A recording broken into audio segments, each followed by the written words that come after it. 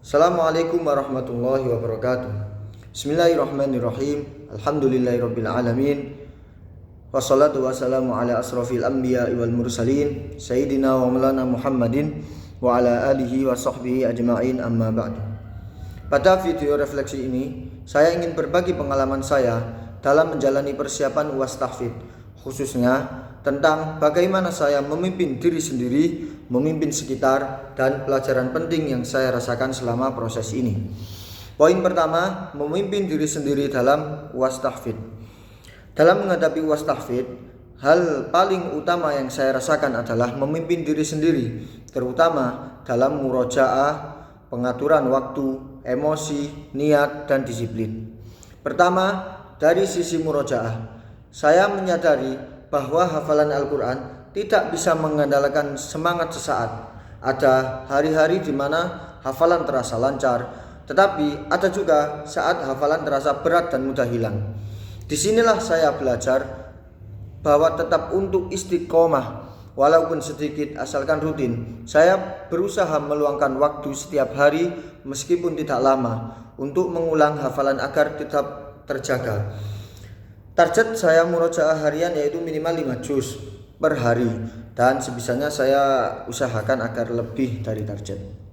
Yang kedua, dalam mengatur waktu, saya belajar jujur pada diri saya, menyadari bahwa kesibukan seringkali hanya menjadi alasan, bukan suatu hambatan utama. Ketika saya menata jadwal dengan niat yang jelas, ternyata waktu selalu bisa disisihkan untuk murojaah Al-Quran.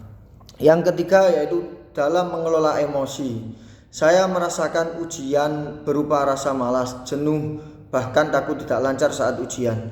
Namun saya mencoba menenangkan diri dengan mengingat bahwa Al-Quran adalah amanah, bukan beban.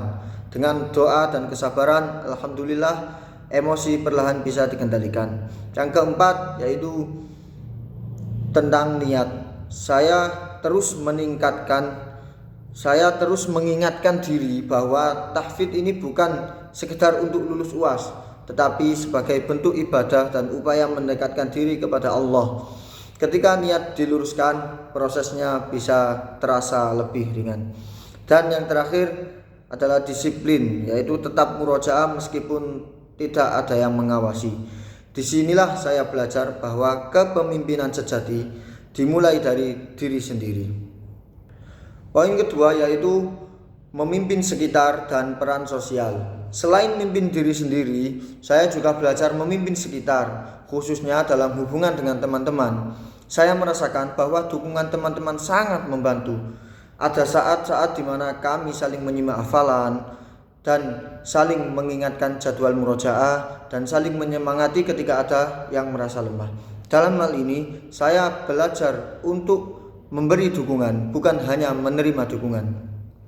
Di sisi lain, saya juga belajar untuk tetap rendah hati menerima bantuan.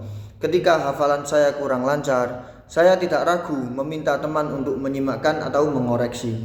Dari sini saya memahami bahwa proses tahfidz bukan perjalanan sendiri, tetapi perjalanan bersama.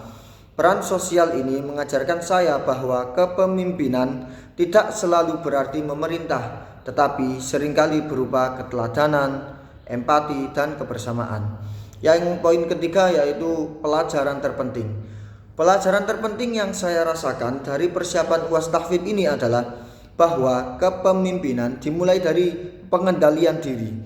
Hal ini sejalan dengan bacaan pengantar yang menekankan bahwa keberhasilan bukan hanya hasil akhir, tetapi proses mendidik diri agar konsisten, sabar, dan bertanggung jawab. Saya belajar bahwa Al-Quran membentuk karakter, bukan hanya menambah hafalan. Ia melatih kesabaran, keistiqomahan, dan kejujuran pada diri sendiri.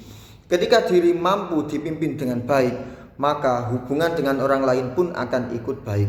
Sebagai penutup, UAS tahfidz bagi saya bukan sekedar ujian akademik, tetapi ujian kepemimpinan diri dan akhlak. Semoga pengalaman ini bisa menjadi bekal saya untuk terus menjaga Al-Quran ke depannya. Wassalamualaikum warahmatullahi wabarakatuh.